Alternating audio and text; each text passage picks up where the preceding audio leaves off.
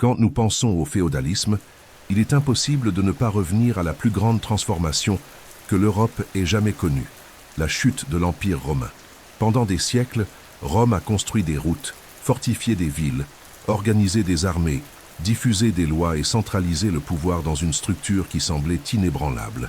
Mais à partir du IIIe siècle, ce grand mécanisme a commencé à faiblir. Les guerres internes, les pressions des peuples étrangers, la crise économique et la difficulté de soutenir un territoire si vaste ont fragilisé les bases de l'Empire. Ce qui avait si longtemps garanti l'ordre et la stabilité a commencé à se fragmenter, comme des colonnes de pierre anciennes qui se fissuraient lentement jusqu'à s'effondrer. L'idée d'un pouvoir unique et centralisé disparaissait, laissant à l'horizon une terre marquée par l'incertitude. Quand les légions ne parvenaient plus à protéger les frontières et que les empereurs se succédaient rapidement, souvent assassinés ou déposés, les villes romaines commencèrent à perdre leur éclat. La monnaie perdit de sa valeur, le commerce diminua et la population urbaine, privée de sécurité ou de ressources, chercha refuge à la campagne. Les invasions de peuples tels que les Wisigoths, les Vandales et les Huns intensifièrent cette ruine, pillant des villes, abattant des murailles et brisant l'ancienne impression de protection que Rome avait garantie pendant des siècles. Lorsque, en l'an 476 de notre ère, le dernier empereur romain d'Occident fut déposé, le monde antique céda définitivement la place à un nouveau paysage. Sans Rome, un vide de pouvoir apparut. L'administration qui autrefois organisait les impôts, la justice et les armées disparut simplement. Les routes ne furent plus entretenues, les marchés s'effondrèrent et chaque région dut compter sur sa propre capacité à se défendre et à survivre. Ce qui avait été un réseau interconnecté se dissout alors en petites communautés isolées, chacune cherchant ses propres moyens de se protéger contre les envahisseurs, la faim et la misère. Dans cet environnement de désagrégation, la figure d'un protecteur armé devint plus importante que tout souvenir de la gloire romaine. C'était le début d'une nouvelle ère, marquée non plus par des villes cosmopolites et des armées impériales, mais par de petits seigneurs locaux, des châteaux de pierre et des paysans attachés à la terre. Avec la chute de Rome, le monde européen plongea dans une ère d'instabilité marquée par l'arrivée et l'expansion de différents peuples connus sous le nom de barbares. Ce terme, employé par les Romains, servait à désigner tous ceux qui ne partageaient pas leur langue, leurs coutumes ou leur organisation politique. Mais au-delà de cette étiquette, chaque groupe avait sa propre identité, ses traditions et sa force militaire. Wisigoths, Ostrogoths, Vandals, Suèves, Angles, Saxons, Francs et plus tard les redoutés Huns furent les protagonistes d'une transformation radicale. Ils ne se contentèrent pas de presser les frontières de l'ancien empire. Ils occupèrent ces terres, détruisirent des villes et fondèrent de nouveaux royaumes, ouvrant la voie à une mosaïque de pouvoirs régionaux qui remplacerait la centralisation romaine. Ces invasions ne se produisirent pas toutes en même temps, mais en vagues successives entre les 4e et 6e siècles. Chaque incursion affaiblissait encore davantage les structures romaines, répandant la peur et l'incertitude. La ville de Rome, symbole suprême du pouvoir impérial, fut pillée à plusieurs reprises, révélant au monde qu'il n'existait plus de force capable de protéger le cœur de l'Empire. Pendant ce temps, les populations locales, privées d'armées régulières ou de gouvernements organisés, furent contraintes de chercher protection sous l'autorité de guerriers et de chefs tribaux. La fragmentation de l'Europe ne fut pas seulement politique. Elle fut aussi sociale, culturelle et économique, car chaque région commença à se développer isolément, créant ses propres traditions et systèmes de pouvoir décentralisés. Le résultat de ce processus fut la naissance d'une Europe ruralisée, composée de petits royaumes et territoires gouvernés par des chefs locaux qui garantissaient à la défense en échange d'obéissance et de travail. Le commerce à longue distance disparut presque totalement. Les anciennes routes romaines furent abandonnées et la vie urbaine fit place à des villages ruraux où la survie était la priorité. Cette fragmentation, d'abord chaotique et violente, devint le terrain fertile de l'émergence du système féodal, dans lequel chaque communauté recherchait l'autosuffisance et la protection à l'intérieur de frontières réduites. L'unité de l'Empire romain s'était dissoute à jamais, et à sa place naquit une Europe de multiples pouvoirs, chacun soutenu par la force des armes et la dépendance à la terre. Avec la fragmentation de l'ancien monde romain et la menace constante des invasions, le commerce à longue distance entra en déclin et les villes perdirent leur force comme centre de pouvoir et d'approvisionnement. Dans ce contexte, la population commença à chercher des alternatives de survie plus proches et plus sûres. C'est ainsi que naquirent les communautés rurales autosuffisantes qui allaient devenir la base du féodalisme. Dans ces petites unités, des familles de paysans, de serfs et de travailleurs de la terre produisaient presque tout ce dont elles avaient besoin pour vivre. Nourriture, vêtements, outils et même abris. L'autosuffisance n'était pas un choix, mais une nécessité imposée par l'isolement et l'instabilité d'une Europe en plein effondrement. Ces communautés tournaient autour des terres cultivables et étaient protégées par des chefs locaux, souvent des guerriers possédant de petites fortifications de bois ou de pierre. La relation entre protecteurs et travailleurs se consolida dans un système d'échange. En échange de la défense contre les attaques extérieures et contre la faim, les paysans remettaient une partie de la récolte et leur force de travail. Peu à peu, ce lien devint permanent, créant une dépendance et réduisant la liberté des familles rurales. Ce qui, au départ, pouvait sembler une solution provisoire pour des temps de crise, se transforma en une structure sociale fixe, marquée par l'obligation et la hiérarchie. Ces villages ruraux autosuffisants furent également le théâtre d'une transformation culturelle. Sans contact fréquent avec le monde extérieur, chaque communauté développait ses propres coutumes, ses traditions religieuses locales et ses formes particulières d'organisation. La vie était rythmée par les saisons, la récolte et les obligations imposées par le seigneur des terres. La circulation des monnaies disparut presque totalement et les échanges se faisaient en nature, grains, animaux, ustensiles ou travail. Cet isolement renforça le pouvoir local et dissout encore davantage toute possibilité de centralisation politique. Ainsi, au cœur de ces petites communautés, naissait le modèle qui allait définir tout le Moyen Âge. Un système où la terre, la protection et la loyauté constituaient les piliers fondamentaux de la survie. À mesure que le contexte européen devenait plus violent et incertain, la vie rurale en vint à dépendre de la présence d'hommes armés capables d'assurer la sécurité. Les invasions barbares, les pillages constants et l'absence d'un pouvoir central fort faisèrent de la défense une priorité absolue. Dans ce contexte, une alliance décisive pour le Moyen Âge se forma. Les guerriers offrirent leur protection, tandis que les paysans garantissèrent le travail et la nourriture. Ce pacte informel, né de la nécessité, devint la base du système féodal. Ce qui avait commencé comme un échange pragmatique d'intérêts, des armes contre des récoltes, se transforma en une structure sociale rigide qui perdurerait pendant des siècles. Le fonctionnement de cette relation était simple, mais implacable. Le seigneur guerrier possédait des terres et des armes, et autour de lui se regroupaient des paysans en quête de refuge face aux dangers du monde extérieur. Ces travailleurs cultivèrent la terre, soignaient les animaux et faisaient vivre non seulement leur famille, mais aussi le seigneur et sa suite de guerriers. En retour, le protecteur offrait la sécurité à l'intérieur des limites du fief, on érigeait des palissades, des murailles de bois ou des châteaux de pierre, et l'on organisait la défense contre les envahisseurs. La survie de chaque groupe dépendait de l'autre. Sans production agricole, les guerriers n'avaient pas de nourriture. Sans armes et forces militaires, les paysans auraient été pillés et massacrés.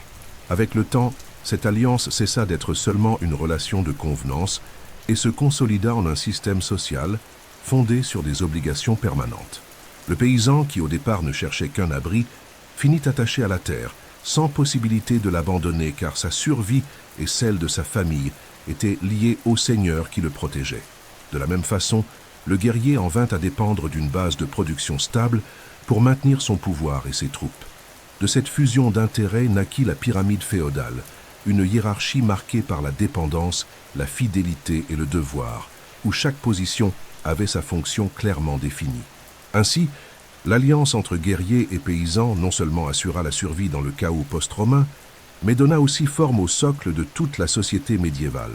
Alors que guerriers et paysans structurèrent leur vie autour de la terre et de la protection, une institution sut occuper l'espace laissé par l'effondrement romain, l'Église. Contrairement aux royaumes fragmentés et aux alliances fragiles entre seigneurs locaux, l'Église offrait quelque chose qui transcendait les frontières et les incertitudes. Elle ne promettait pas seulement le salut spirituel, mais représentait aussi la stabilité, l'ordre et la continuité dans un monde en ruine. Évêques et moines préservèrent l'écriture, la lecture et une partie du savoir classique, tout en transmettant des valeurs d'obéissance, de soumission et de foi. Avec le temps, l'Église devint non seulement le guide spirituel du Moyen Âge, mais aussi l'une des plus grandes puissances politiques et économiques de l'époque. Le pouvoir de l'Église s'affirmait à plusieurs niveaux. Dans les villages, les prêtres étaient les médiateurs entre le divin et le peuple, accomplissant baptême, mariage et enterrement, événements centraux de la vie médiévale. Dans les villes et les royaumes, évêques et archevêques accumulaient autorité spirituelle et influence politique, rivalisant souvent avec les rois eux-mêmes. Les monastères, disséminés dans toute l'Europe, devinrent des centres de production agricole, de copie de manuscrits et de diffusion culturelle, agissant comme des phares de stabilité. Mais au-delà de l'aspect culturel, l'Église était une immense propriétaire terrienne, ce qui lui garantissait une richesse et un pouvoir comparables aux plus grands seigneurs féodaux. Sa capacité à percevoir la dîme et à contrôler les consciences en faisait une force indispensable dans toute négociation politique. Dans le même temps, l'Église proposait un récit qui justifiait la structure même du féodalisme. Elle enseignait que chaque homme avait sa place dans le monde, ceux qui priaient, ceux qui combattaient et ceux qui travaillaient. Cette vision soutenait l'ordre social et renforçait l'acceptation du système, montrant que le destin des hommes était lié à la volonté divine. Au milieu des pestes, des guerres et de la famine, la promesse de la vie éternelle était un puissant réconfort, et rares étaient ceux qui osaient défier son autorité. Ainsi, tandis que Rome disparaissait comme empire, l'Église s'éleva comme le nouvel axe de la civilisation européenne, unissant foi et pouvoir dans un même trône invisible qui soutiendrait des siècles de domination spirituelle et politique. Avec la consolidation du féodalisme, la figure du roi qui aurait dû symboliser l'autorité suprême au sein d'un territoire devint beaucoup plus fragile qu'il n'y paraissait à première vue. Contrairement à la tradition romaine, où l'empereur concentrait le pouvoir et administrait de vastes régions par des lois et des armées centralisées, au Moyen Âge, le roi dépendait profondément de la loyauté de ses vassaux. Son pouvoir était plus symbolique que réel, car chaque noble possédait ses propres soldats, ses propres terres, et dans de nombreux cas, sa propre justice. L'autorité royale était fréquemment contestée, et beaucoup de monarques se retrouvaient limités aux terres qu'ils contrôlaient directement, sans parvenir à intervenir efficacement dans les domaines de leurs seigneurs féodaux.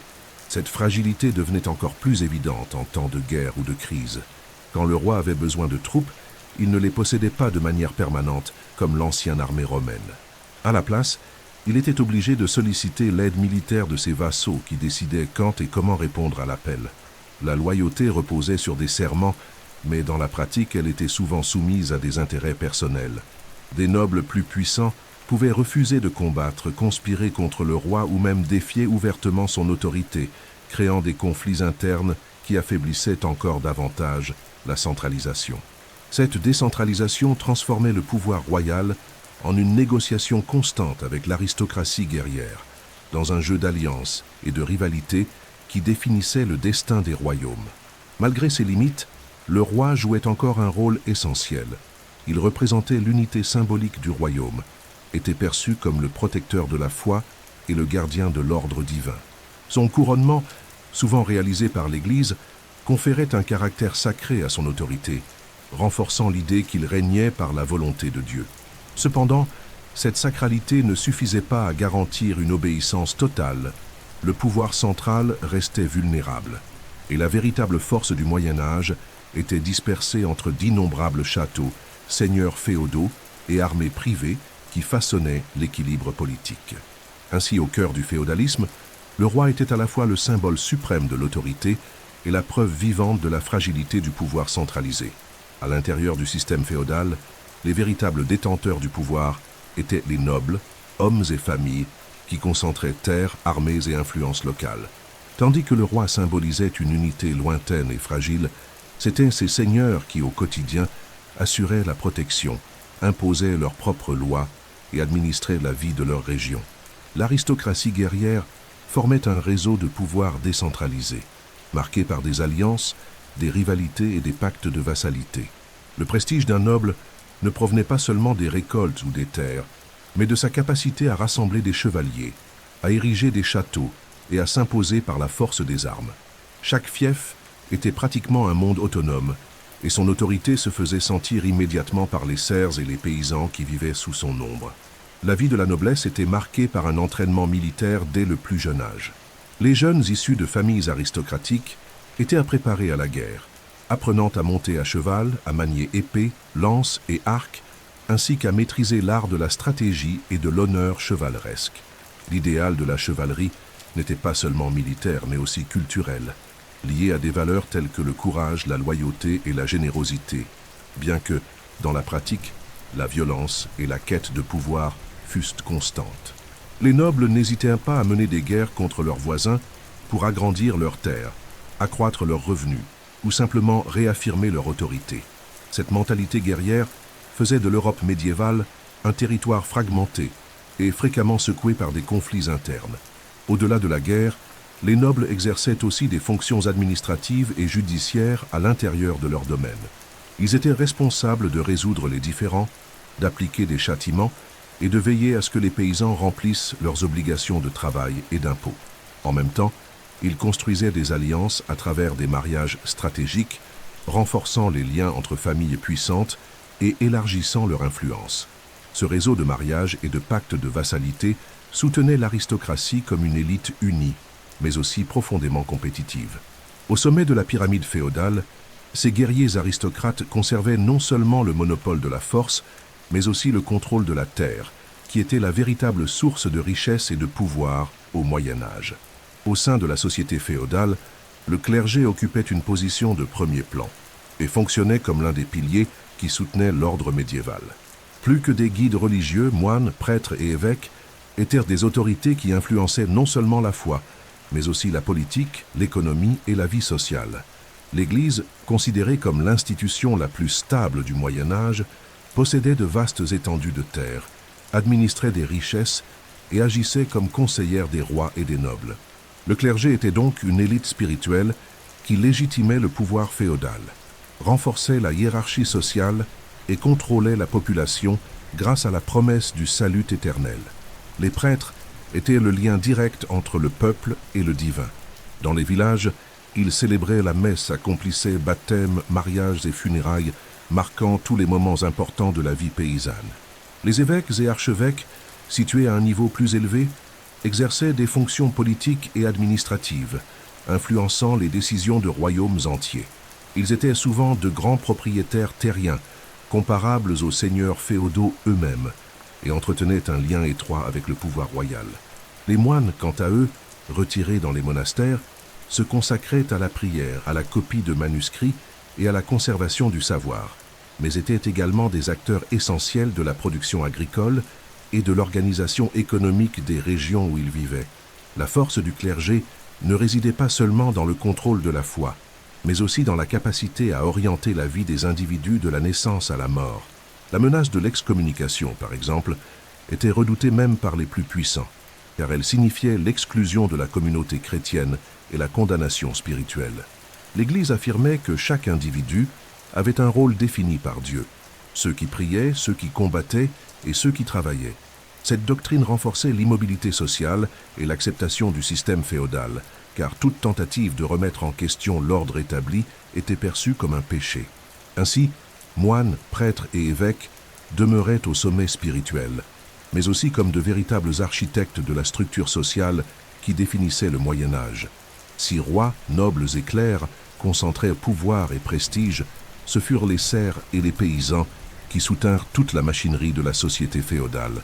Leur vie était marquée par le dur labeur de la terre, le paiement des impôts et l'obéissance aux ordres du seigneur féodal. Contrairement aux esclaves de l'Antiquité, les serfs n'étaient pas la propriété directe d'un seigneur, mais ils étaient juridiquement liés à la terre sur laquelle ils vivaient. Ils ne pouvaient pas l'abandonner sans autorisation, et leur liberté était sévèrement limitée par les obligations qu'ils devaient remplir. Ainsi, la survie de toute la structure féodale reposait sur l'effort quotidien de ces hommes et femmes, qui constituaient l'immense majorité de la population médiévale. Le travail des serfs se divisait entre la culture de leurs petites parcelles et les obligations sur le domaine seigneurial, c'est-à-dire les terres appartenant directement au seigneur. En outre, il existait des taxes et des redevances payées en nature, grains animaux, produits des champs ou même journées supplémentaires de travail. Ils devaient aussi utiliser le moulin, le four et d'autres structures du fief, en payant des taxes connues sous le nom de banalité. La vie paysanne était dure et marquée par l'incertitude. Une mauvaise récolte pouvait signifier la faim et les dettes, et les maladies dévastaient souvent des communautés entières. Malgré cela, ce furent ces travailleurs qui assuraient la nourriture non seulement pour eux-mêmes, mais aussi pour la noblesse, le clergé et les armées.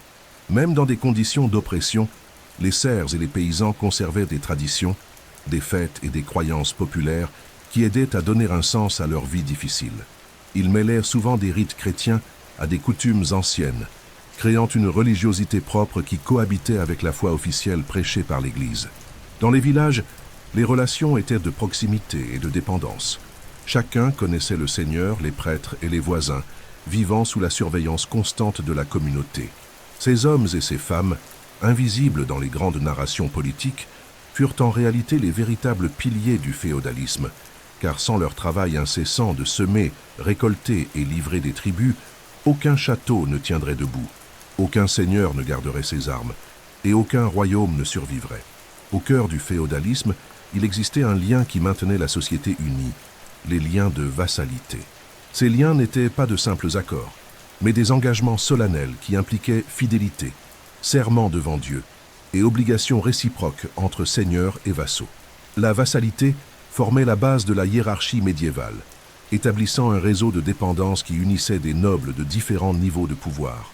Un vassal jurait loyauté à un seigneur plus puissant, s'engageant à le servir en temps de guerre, à le conseiller et à soutenir son autorité.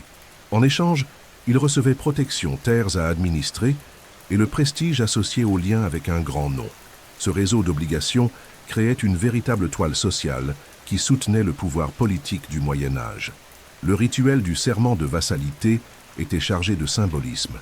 Le vassal s'agenouillait devant le seigneur, plaçait ses mains entre celles de ce dernier et promettait une fidélité absolue. Cet acte était connu sous le nom d'hommage et scellait la soumission du vassal. Ensuite, le seigneur concédait le fief, généralement une portion de terre, comme signe de l'alliance. Cette possession n'était pas une pleine propriété, mais un droit d'usage conditionné par la loyauté. Si le vassal rompait son serment, il pouvait perdre la terre et même être considéré comme traître. Ainsi, la terre se transformait en instrument de pouvoir, distribué comme récompense et retiré comme punition, ce qui renforçait encore davantage le contrôle des seigneurs féodaux.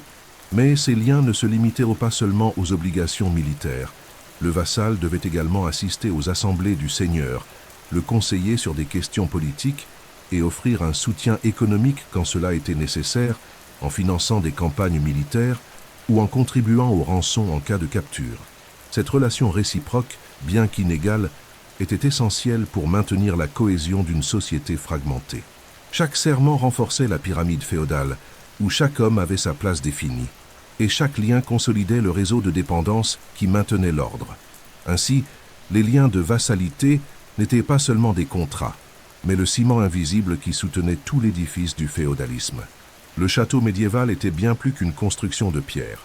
Il représentait le cœur du pouvoir féodal, le symbole de l'autorité du seigneur et la garantie de protection pour tous ceux qui vivaient à proximité.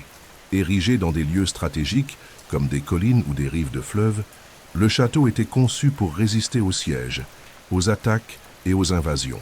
Ses épaisses murailles, ses tours de guet et ses profonds fossés montraient que le pouvoir au Moyen Âge était intimement lié à la capacité de défendre les territoires. Pour les paysans, le château était un refuge en temps de guerre, un lieu vers lequel ils accouraient en quête d'abri lorsque des envahisseurs menaçaient les champs et les villages. Mais le château n'était pas seulement un centre militaire, il fonctionnait aussi comme noyau administratif et économique du fief. À l'intérieur de ces murs, le seigneur rendait la justice, percevait les impôts, administrait la production agricole et contrôlait la vie de ses sujets. C'était là que se tenaient les assemblées, où les vassaux prêtaient serment de fidélité et où se décidaient alliances ou conflits. De plus, le château abritait des ateliers, des greniers, des entrepôts et même de petites chapelles, devenant ainsi un espace autosuffisant qui concentrait richesse et pouvoir. Cette combinaison de fonctions militaires et administratives faisait du château la pièce maîtresse de la mécanique féodale. L'imposante architecture des châteaux avait aussi un rôle psychologique. Elle rappelait sans cesse à tous, serfs et voyageurs, qui détenaient le pouvoir dans la région. Chaque pierre dressée transmettait l'idée d'autorité et de stabilité, renforçant l'image du seigneur comme protecteur et chef. Cependant, la vie à l'intérieur des châteaux n'était pas faite seulement de luxe ou de fêtes, comme la culture populaire le représente souvent. Bien que les nobles profitassent d'un confort supérieur à celui des paysans, l'environnement était froid, humide et constamment préparé à la guerre. Ainsi, le château médiéval fut la matérialisation du pouvoir féodal, forteresse militaire, centre administratif et symbole permanent de la hiérarchie qui définissait le Moyen Âge. Autour des châteaux et des terres seigneuriales se développaient les villages féodaux, petits regroupements de maisons simples faites de bois, d'argile et de paille, où vivait la majeure partie de la population médiévale. Ces villages constituaient le centre de la vie paysanne et servaient de lien entre le travail agricole et l'autorité du seigneur féodal. La routine était dictée par le rythme des saisons et par la dépendance directe à la terre. Semer, récolter, s'occuper des animaux et stocker les denrées étaient des activités constantes. La journée commençait au lever du soleil et se terminait avec l'obscurité, puisque l'accès à l'éclairage était rare et coûteux. La vie des paysans était rude, avec peu d'espace pour les loisirs, mais la communauté partageait traditions, rituels et festivités qui aidaient à supporter le poids de l'existence. À l'intérieur des villages, l'économie était essentiellement de subsistance. Chaque famille cultivait le nécessaire pour survivre, mais une partie de la production était obligatoirement destinée au seigneur féodal sous forme d'impôts ou de services. Il y avait aussi de petites activités spécialisées, comme les forgerons, les meuniers et les charpentiers, qui répondaient aux besoins locaux. Lors des foires occasionnelles, les paysans pouvaient échanger des produits, mais la circulation de la monnaie était minimale. Le travail était ardu et continu, interrompu seulement par les fêtes religieuses ou par les obligations militaires imposées par le seigneur. De plus, la vie était soumise à des risques constants, récoltes détruites par des parasites, hivers rigoureux ou attaques extérieures pouvaient plonger des familles entières dans la misère. Malgré les difficultés, les villages féodaux étaient aussi des espaces d'identité communautaire forte. Tous se connaissaient et la coopération était essentielle pour affronter les épreuves. Le calendrier des fêtes religieuses et agricoles rythmait la vie, offrant des moments de repos, de musique, de danse et de tradition qui renforçaient les liens sociaux. L'église était toujours présente, avec une petite chapelle qui centralisait la vie spirituelle et consolidait l'idée que la souffrance terrestre était passagère face à la promesse du salut. Ainsi, le village féodal était le reflet le plus authentique du féodalisme. Simple, isolé, autosuffisant et marqué par l'union entre travail acharné, foi et dépendance à l'autorité seigneuriale. L'organisation du fief reflétait l'essence même du système médiéval et sa base était la terre. À l'intérieur de chaque domaine féodal, il existait une division fondamentale, le domaine seigneurial et le domaine servile. Cette séparation déterminait non seulement la possession de la terre, mais aussi le destin du travail, de la production et de la vie des familles paysannes. Le domaine seigneurial était la portion de terre réservée exclusivement au seigneur féodal. Là, la production agricole n'était pas destinée aux paysans, mais bien au soutien de la famille noble, de ses soldats, de ses domestiques et de ses invités. Le domaine servile, quant à lui, était constitué des parcelles de terre concédées aux serfs, où ils cultivaient leurs propres aliments, mais toujours à condition de payer des tributs et de fournir des services aux seigneurs. Le fonctionnement de cette division garantissait le maintien de la hiérarchie féodale. Dans le domaine seigneurial, les paysans étaient obligés de travailler une partie de leur semaine sans rien recevoir en retour, uniquement pour le droit de rester liés à la terre. Ce service obligatoire était connu sous le nom de corvée. Dans le domaine servile, bien que les paysans puissent récolter et consommer les fruits de leur travail, ils devaient remettre une partie de la production comme impôt, en plus de taxes supplémentaires, pour utiliser le moulin, le four ou le grenier du seigneur. Ainsi, chaque récolte portait la marque de la dépendance. Même lorsqu'un paysan obtenait une bonne production, une part significative ne lui appartenait pas. La division entre domaine seigneurial et domaine servile illustre le caractère inégal et oppressif du féodalisme. Tandis que la noblesse jouissait de richesse et de sécurité à l'intérieur de ses châteaux, les serfs vivaient soumis à des obligations qui les empêchaient d'atteindre une pleine liberté. Cependant, ce système garantissait aussi une certaine stabilité.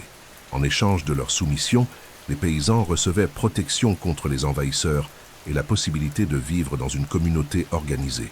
Ainsi, la terre, divisée et contrôlée, était plus qu'un sol fertile. C'était l'instrument qui définissait la vie, les devoirs et les limites de chaque individu au sein de la société féodale. La vie des serfs dans le féodalisme était marquée par un ensemble d'obligations qui renforçaient leur dépendance vis-à-vis du seigneur. Ces obligations n'étaient pas de simples contributions occasionnelles, mais des engagements permanents qui pesaient sur chaque génération. Parmi elles, 3 piliers fondamentaux se distinguaient: la corvée, la taille et les banalités. Ces devoirs organisaient l'économie du fief, assuraient la richesse du seigneur et maintenaient intacte la hiérarchie sociale. Pour les paysans, cela signifiait des journées de travail exténuantes, des pertes constantes d'une partie de la production et une routine de soumission qui limitait leurs possibilités d'ascension sociale. La corvée était le travail obligatoire effectué sur les terres du domaine seigneurial. Sans rien recevoir en retour, les serfs consacraient des journées entières de leur semaine à labourer, semer et récolter au bénéfice direct du seigneur féodal. Cet effort était essentiel pour maintenir le château approvisionné et assurer la survie de la noblesse et de ses soldats. La taille représentait la remise d'une partie de la récolte du domaine servile au seigneur. Même en cultivant leurs propres terres, les paysans savaient qu'une partie de tout ce qu'ils produisaient, grains, vins, animaux ou légumes, était destinée à renforcer les réserves seigneuriales. Cette obligation faisait que, même lors d'années de mauvaises récoltes, les serfs devaient livrer des produits, risquant de souffrir de la faim pour accomplir leurs devoirs. Les banalités, quant à elles, étaient des taxes perçues pour l'utilisation des structures appartenant au seigneur, comme le moulin, le four et le pressoir à vin. Aucun paysan ne pouvait les utiliser sans payer. Ainsi, même les activités les plus élémentaires de la vie quotidienne, comme moudre le grain pour faire du pain, étaient placées sous le contrôle du seigneur. Cet ensemble d'obligations garantissait aux nobles non seulement la domination économique, mais aussi le contrôle complet de la vie des paysans. Bien qu'oppressives, ces pratiques maintenaient en fonctionnement la mécanique féodale, assurant l'autosuffisance du fief et renforçant l'idée que chaque homme avait sa place définie par l'ordre divin. Malgré le poids des obligations et la dureté du travail quotidien, la vie des serfs et des paysans n'était pas faite uniquement de labeur et de souffrance. Le calendrier agricole, qui marquait les cycles de semailles et de récoltes, était aussi entrelacé de fêtes, de rituels et de traditions qui offraient des moments de pause, de sociabilité et de joie collective. Ces célébrations avaient un double rôle. Elles renforçaient la cohésion communautaire et maintenaient vivante la connexion entre le travail de la terre et la foi chrétienne. Presque toutes les fêtes étaient associées au calendrier religieux, et l'Église, toujours présente, transformait les moments de repos en occasion de dévotion et de réaffirmation spirituelle. Au début du printemps, il y avait des célébrations liées à la renaissance de la nature, demandant des bénédictions pour les semences jetées en terre. En été et en automne, les fêtes des récoltes rassemblaient la communauté pour remercier des fruits obtenus. L'hiver, période de moindre activité agricole, était le moment des festivités les plus longues, marquées par des banquets, de la musique, des danses et des représentations religieuses. De plus, le calendrier chrétien définissait des jours saints, comme Pâques et Noël, qui étaient vécus intensément dans chaque village, mêlant dévotion et tradition populaire. Beaucoup de ces fêtes conservaient des éléments anciens de rites païens adaptés à la foi chrétienne, comme l'usage de feux de joie, de danses circulaires et d'offrandes symboliques. Ces célébrations avaient une fonction pratique et psychologique essentielle. Elles offraient aux paysans la possibilité de se reposer, de renforcer les liens d'amitié et d'oublier, même temporairement, la dureté de la vie féodale. Elles renforçaient aussi l'identité collective, rappelant à tous que la survie dépendait de l'effort commun et de la bénédiction divine. Ainsi, les fêtes, les rituels et les traditions n'étaient pas seulement des moments de loisirs, mais faisaient partie intégrante du mécanisme qui soutenait l'ordre médiéval. Elles donnaient sens au quotidien, mêlant foi, travail et espérance dans un cycle continu qui marquait le passage du temps et le rythme de la vie. Dans la société féodale, l'Église n'était pas seulement une institution spirituelle, elle était aussi l'un des plus grands propriétaires terriens de toute l'Europe, exerçant un pouvoir qui rivalisait avec celui des rois et des seigneurs féodaux. Cette richesse matérielle s'ajoutait à son autorité religieuse, en faisant une force décisive dans l'organisation du Moyen Âge. Monastères, cathédrales et diocèses accumulaient d'immenses propriétés, recevant des dons de nobles en échange de bénédictions spirituelles et aussi des dîmes payées par les paysans. Ce réseau de possession faisait de l'Église une administratrice de vastes territoires, avec des serfs, des paysans et même des vassaux qui lui devaient fidélité, de la même manière que dans n'importe quel fief. Le pouvoir politique de l'Église s'exprimait dans plusieurs dimensions. Papes, évêques et abbés étaient fréquemment conseillers des rois et influençaient directement les décisions de gouvernement. Dans de nombreux cas, l'autorité spirituelle servait à légitimer l'autorité royale. Un roi oint par l'Église était perçu comme régnant par volonté divine, renforçant la soumission de ses sujets. En outre, l'Église possédait un pouvoir de contrainte à travers des instruments comme l'excommunication et l'interdit, des sanctions spirituelles qui pouvaient paralyser la vie religieuse d'une communauté entière ou isoler un souverain de ses sujets. Ce pouvoir était si redouté que même les plus puissants nobles et rois se soumettaient aux ordres du clergé. L'accumulation de terres et de richesses transforma aussi l'Église en une force économique. Les monastères produisaient du vin, de l'huile, des livres et même des outils, participant activement à la vie matérielle de la société médiévale. Son influence dépassait les murs des cathédrales et atteignait le quotidien des paysans, qui la voyaient non seulement comme un guide spirituel, mais aussi comme une autorité ayant un pouvoir réel sur leur vie. Ainsi, l'Église se consolida comme l'une des plus grandes puissances du monde féodal, unissant foi et pouvoir dans une même structure. Elle n'était pas seulement le refuge des âmes, mais aussi l'un des piliers les plus concrets du système politique et économique qui façonna le Moyen Âge. Au milieu d'une Europe fragmentée, marquée par les guerres, les invasions et la perte des anciennes structures romaines, les monastères apparurent comme de véritables refuges du savoir. Construits dans des lieux isolés, souvent dans des vallées reculées ou sur des collines protégées, ces espaces religieux ne se limitaient pas à la prière et à la vie monastique. Ils jouèrent un rôle crucial dans la préservation et la transmission du savoir.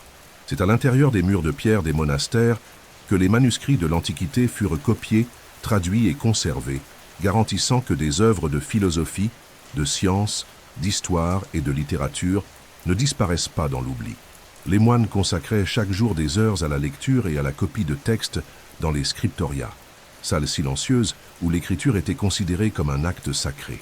Là, chaque page était reproduite manuellement, avec une extrême patience, éclairée par des bougies et décorée de lettres ornées. Ce travail, en apparence simple, maintint vivantes les œuvres de penseurs tels qu'Aristote, Cicéron et Saint-Augustin, qui plus tard alimenteraient l'épanouissement culturel de l'Europe. En plus des classiques, les monastères produisaient des témoignages sur la vie médiévale elle-même, chroniques, lettres, traités religieux et même observations sur l'agriculture et l'astronomie. Ainsi, ils devinrent des centres de mémoire et de culture à une époque de grande instabilité. Mais les monastères n'étaient pas seulement des gardiens du passé, ils étaient aussi des foyers de production économique et d'innovation pratique. Beaucoup développèrent des techniques agricoles avancées, expérimentèrent des formes d'irrigation, cultivèrent des vignobles et organisèrent des bibliothèques servant de référence à toute la région. Cette combinaison de spiritualité, de travail manuel et de culture intellectuelle faisait des monastères des points de stabilité dans un monde chaotique. Ainsi, dans le silence et la prière, les moines sauvèrent des siècles de savoir et préparèrent le terrain pour la renaissance culturelle qui marquerait la fin du Moyen Âge. Dans les monastères du Moyen Âge, la vie monastique suivait des règles strictes qui cherchaient à ordonner le temps, discipliner le corps et rapprocher l'esprit de Dieu.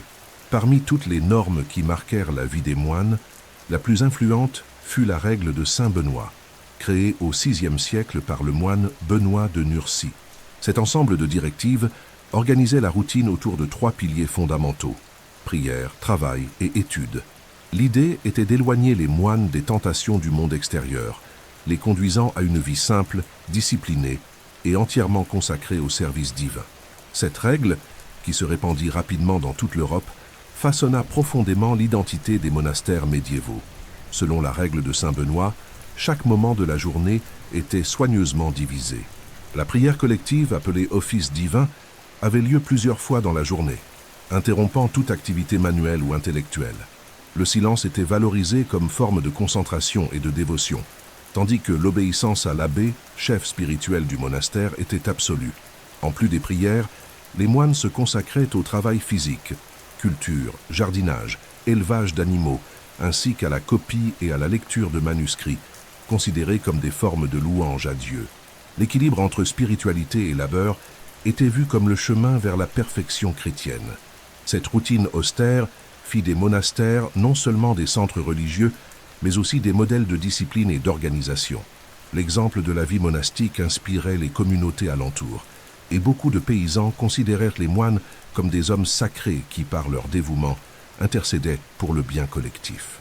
En même temps, le modèle créé par saint Benoît contribua à consolider les monastères comme des institutions durables, capables de résister au temps et aux crises. De cette manière, la règle de saint Benoît ne façonna pas seulement le quotidien de milliers de moines, mais laissa aussi une empreinte profonde sur la culture médiévale elle-même, montrant que le travail et la foi, unis, pouvaient soutenir l'esprit humain au milieu des incertitudes du monde féodal. Au Moyen Âge, l'Église ne se limitait pas à orienter la vie spirituelle. Elle contrôlait aussi la morale et dictait les orientations de la culture. Par des sermons, des rituels et des symboles, la religion déterminait ce qui était bien ou mal, façonnant les comportements et renforçant l'ordre social. La foi chrétienne était la lentille à travers laquelle le peuple comprenait le monde, depuis les phénomènes naturels jusqu'aux malheurs collectifs tels que les guerres, la famine ou les pestes. Tout était interprété comme faisant partie d'un plan divin. Cette vision renforçait la soumission et l'acceptation de la souffrance terrestre, puisque la récompense promise résidait dans la vie éternelle. Ainsi, l'Église agissait comme gardienne non seulement des âmes, mais aussi de la conduite et de la culture de toute la société médiévale. Les enseignements religieux pénétraient dans tous les aspects de la vie. Le mariage, par exemple, était considéré comme un sacrement indissoluble, et la sexualité était rigoureusement réglementée.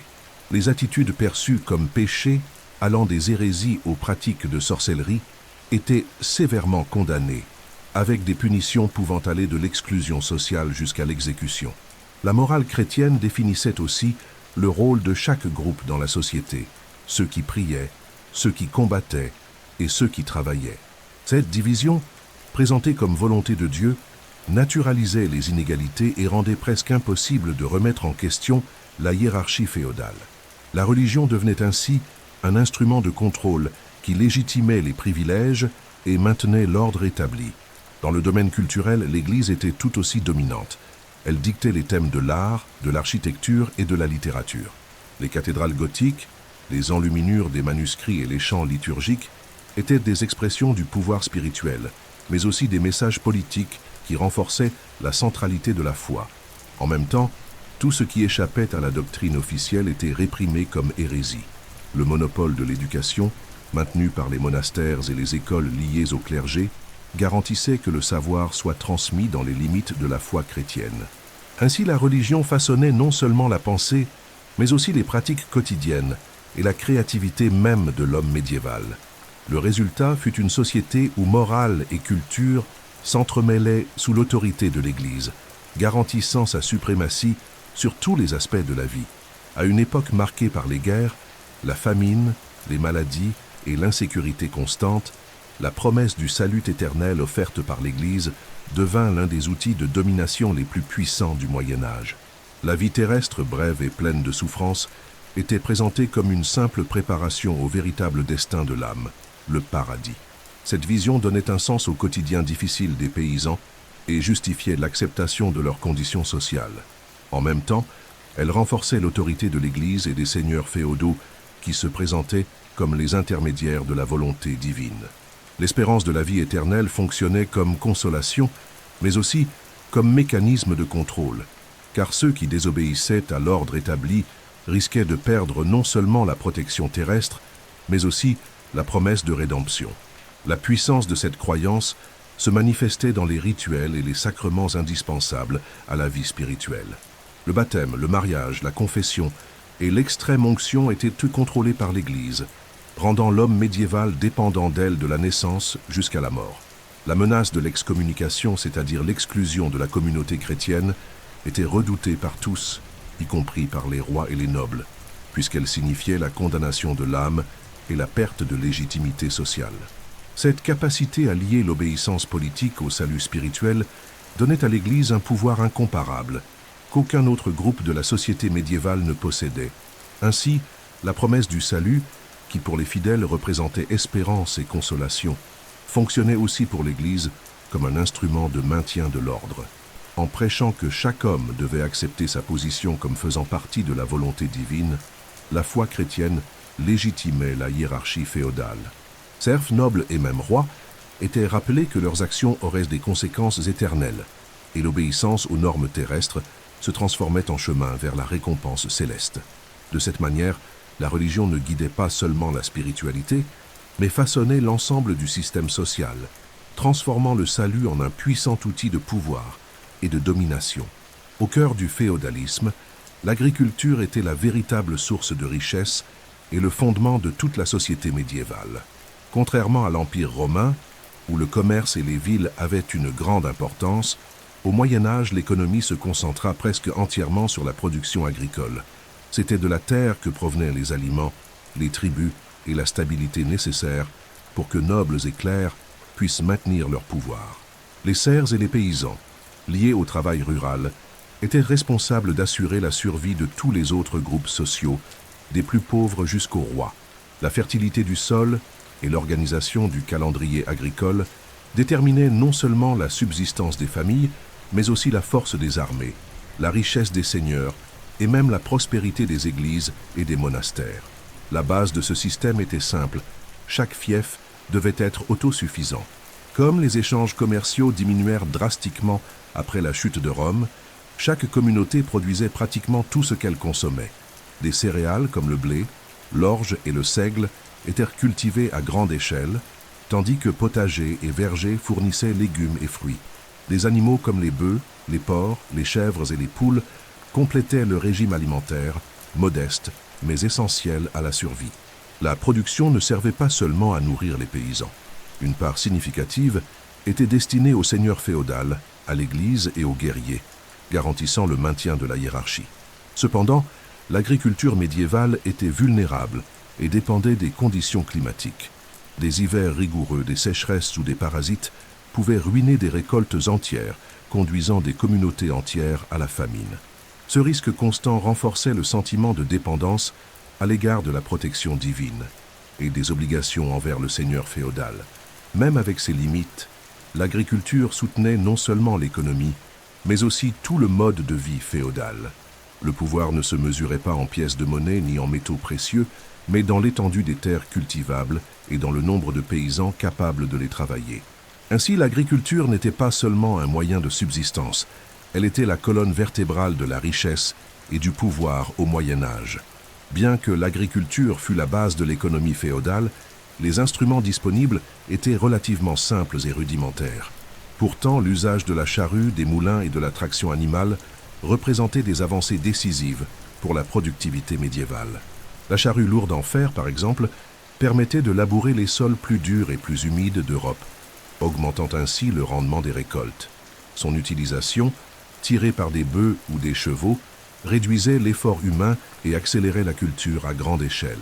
Grâce à cela, villages et fiefs pouvaient cultiver davantage de terres et garantir une meilleure sécurité alimentaire, même s'ils restaient vulnérables aux variations climatiques et aux parasites.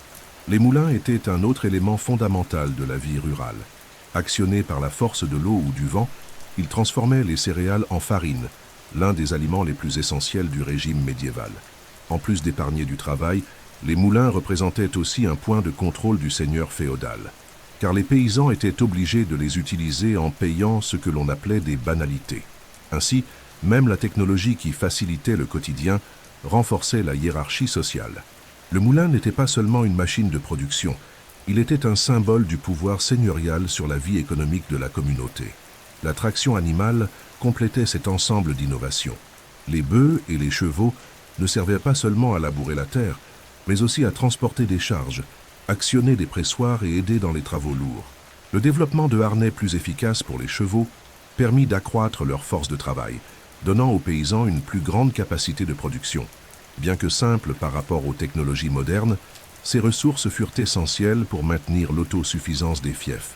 Elles montraient comment la vie médiévale s'équilibrait entre l'effort humain, la force de la nature et l'ingéniosité limitée mais efficace de ses outils. Ainsi, la charrue, le moulin et la traction animale ne soutinrent pas seulement l'économie, mais devinrent des symboles de l'ingéniosité et de la survie au cœur du féodalisme. L'un des traits les plus marquants du féodalisme était l'autosuffisance des fiefs. Contrairement au monde romain, où les villes étaient interconnectées par un commerce intense et la circulation de monnaie, le Moyen Âge vit l'économie se restreindre aux limites du fief. Chaque communauté produisait pratiquement tout ce dont elle avait besoin: céréales, légumes, vin, viande, tissus et outils de base. Le système était fermé, avec peu de dépendance aux échanges extérieurs, ce qui garantissait la survie même en période d'instabilité. Cependant, cette autosuffisance limitait également le développement économique, puisqu'elle freinait la croissance de marchés plus vastes et la circulation de la richesse monétaire. La monnaie, qui autrefois avait été un élément central du commerce méditerranéen, disparut presque de la vie quotidienne. Au lieu des paiements en argent, le troc prévalait. Les paysans livraient une partie de la récolte comme tribut aux seigneurs, offrèrent des services obligatoires ou payaient des taxes avec des produits agricoles. Même les dettes étaient réglées en nourriture, en animaux ou en journées de travail. Le commerce à longue distance cessa pratiquement d'exister, et seuls les produits de luxe tels que les épices et les tissus fins venus d'Orient circulaient de manière restreinte parmi la noblesse et le clergé. Pour la majorité de la population, les pièces de monnaie étaient une rareté, et la richesse se mesurait en terres, récoltes et bétail. Cette autosuffisance renforçait la fragmentation politique et économique du Moyen Âge. Chaque fief était une petite unité presque indépendante, avec ses propres ressources, ses règles et ses relations de pouvoir. L'isolement freinait l'innovation et la croissance des échanges, mais il offrait une sécurité dans un monde instable. Ce n'est qu'avec la croissance des villes à la fin du Moyen Âge que ce modèle commença à être dépassé. Jusque-là, l'économie féodale resta marquée par la production locale, le faible usage de la monnaie et la survie assurée dans les limites mêmes du fief. Malgré l'autosuffisance qui caractérisait les fiefs, avec le temps commencèrent à apparaître des espaces d'échange qui brisaient, même partiellement, l'isolement économique du Moyen Âge. Les foires et les marchés devinrent des points de rencontre entre paysans, artisans, marchands et voyageurs, fonctionnant comme des embryons d'un commerce qui transformerait plus tard l'Europe. À ces occasions, les surplus de récolte, les tissus, les outils et les animaux étaient échangés ou vendus, souvent sur de petites places proches des églises ou au carrefour de route. Pour les paysans, ces rencontres représentaient une rare opportunité d'obtenir des biens qu'ils ne pouvaient produire dans leur village, comme le sel, les ustensiles en métal ou les tissus plus fins. Avec le temps, certaines foires prirent une telle importance qu'elles devinrent de véritables centres commerciaux régionaux. Des marchands venus de terres lointaines apportèrent des épices, du vin, des fourrures et même des produits orientaux, éveillant l'intérêt de la noblesse et du clergé. Ces foires, souvent liées à des dates religieuses ou à des festivités, étaient aussi des moments de sociabilité, où musique, représentation et rituels renforçaient le caractère communautaire de la vie médiévale. En même temps, les marchés commencèrent à s'établir de façon permanente dans certaines localités, donnant naissance à la renaissance des villes. Bien que toujours limités et dépendants de l'approbation des seigneurs féodaux, foires et marchés représentèrent un changement significatif. Ils réintroduisirent la circulation de la monnaie, renforcèrent les liens commerciaux entre différentes régions et ouvrirent la voie à la croissance d'une nouvelle classe sociale, la bourgeoisie. S'ils n'étaient au départ que des rencontres occasionnelles, avec le temps ils devinrent des éléments centraux de l'économie européenne, responsables de sortir lentement la société de l'isolement féodal et de la conduire vers un monde plus dynamique et interconnecté. Ainsi, les foires et les marchés furent les premiers signes que l'économie médiévale était sur le point de changer. À partir du XIe siècle, l'Europe commença à vivre une profonde transformation, la renaissance des villes. Après des siècles durant lesquels la vie urbaine avait presque disparu, réduite à de petits villages et communautés isolées, la croissance du commerce et des foires redonna de l'importance aux espaces urbains. Les bourgs, petits noyaux qui naissaient autour des marchés, des châteaux ou des monastères, furent les embryons de cette renaissance urbaine. Avec le temps, ces bourgs s'agrandirent, attirant artisans, marchands et paysans en quête de nouvelles opportunités. Ainsi apparaissait lentement un nouveau paysage, une Europe où les villes retrouvaient un rôle de premier plan. Le renouveau urbain était directement lié au dynamisme du commerce. Les marchands commencèrent à circuler plus fréquemment, reliant différentes régions et réintroduisant la circulation des monnaies. Des artisans spécialisés s'installèrent dans les bourgs, produisant des tissus, des outils en métal, des chaussures et une multitude de produits qui servaient non seulement à la noblesse, mais aussi à une nouvelle classe sociale émergente, la bourgeoisie. Cette classe, composée de commerçants et d'artisans, commença à conquérir un pouvoir économique et peu à peu une influence politique, défiant le monopole des nobles et du clergé sur la vie sociale. Au-delà de l'activité économique, les villes médiévales devinrent des espaces d'innovation culturelle et sociale. Entourées de murailles pour leur protection, avec des rues étroites et des maisons entassées, elles étaient des lieux de forte convivialité, d'échanges culturels et de circulation des idées. Beaucoup obtinrent des chartes de privilèges qui leur garantissaient une autonomie vis-à-vis des seigneurs féodaux, permettant la création de conseils urbains et de nouvelles formes de gouvernement local. Cette renaissance urbaine transforma non seulement l'économie, mais jeta aussi les bases de profonds changements dans la structure médiévale, préparant la voie à l'affaiblissement du féodalisme. Ainsi, les bourgs et les villes furent les premiers signes d'un nouveau monde en gestation au sein même du Moyen Âge. Dans le cadre féodal, les chevaliers représentaient la force militaire qui soutenait l'autorité des seigneurs et la protection des fiefs. Montés sur des chevaux dressés, vêtus de lourdes armures et armés d'épées ou de lances, ils constituaient l'élite guerrière du Moyen Âge. Devenir chevalier n'était pas seulement une question de compétence au combat, c'était aussi un symbole de statut, de prestige et d'honneur. Dès leur jeunesse, les fils de nobles étaient préparés à cette fonction, suivant une longue formation qui incluait à la fois la pratique militaire et l'éducation à des valeurs comme la loyauté, la discipline et le courage. La figure du chevalier, immortalisée dans les chansons et les légendes, devint l'un des symboles les plus forts de la culture médiévale. Le code de chevalerie, bien que souvent idéalisé, cherchait à réguler la conduite de ses guerriers. Il prônait la fidélité au seigneur féodal, la défense de la foi chrétienne et la protection des plus faibles, notamment des femmes, des orphelins et des paysans sans défense. Cet idéal d'honneur, diffusé par les troubadours et les chroniqueurs, créa l'image du chevalier comme un héros noble, guidé par des valeurs supérieures. En pratique, cependant, beaucoup de chevaliers agissaient avec brutalité, pillant des villages ennemis, exploitant des paysans et menant des guerres dictées par l'ambition. Malgré cela, le code de chevalerie servit de modèle culturel, façonnant l'imaginaire de l'époque et renforçant le lien entre guerre, foi et moralité. Au-delà du champ de bataille, les chevaliers participaient à des tournois, joutes et exercices militaires qui démontraient leurs compétences et renforcèrent leur prestige. Ces compétitions, souvent organisées lors de fêtes, n'étaient pas seulement des entraînements pratiques, mais aussi des spectacles qui divertissaient la noblesse et la communauté. La dévotion religieuse faisait également partie de leur identité. Beaucoup de chevaliers participèrent aux croisades, unissant l'idéal du combat à la mission spirituelle. Ainsi, les chevaliers et le code de chevalerie symbolisèrent la fusion entre la vie militaire et les valeurs religieuses et sociales, devenant l'expression suprême de l'aristocratie guerrière du féodalisme. Au Moyen Âge, la guerre était une présence constante, et la survie des nobles et des chevaliers dépendait directement de la qualité de leurs armes et armures. Le développement de cet équipement transforma le champ de bataille médiéval en un théâtre marqué par la force du fer et l'ingéniosité technique. Les armures, faites d'abord de cuir durci puis de mailles de fer, évoluèrent vers les impressionnantes armures de plaques métalliques qui couvraient tout le corps du guerrier.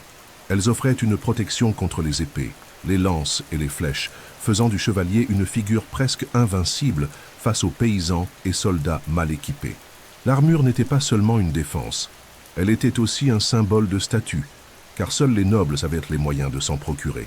Les armes reflétaient également la hiérarchie sociale et la réalité du féodalisme. L'épée était l'emblème du chevalier, portée comme signe d'honneur et de prestige, tandis que lances et boucliers composaient l'arsenal de base des batailles. L'arc et l'arbalète, bien que moins nobles en prestige, étaient des armes efficaces utilisées par des soldats ordinaires et par des armées de soutien.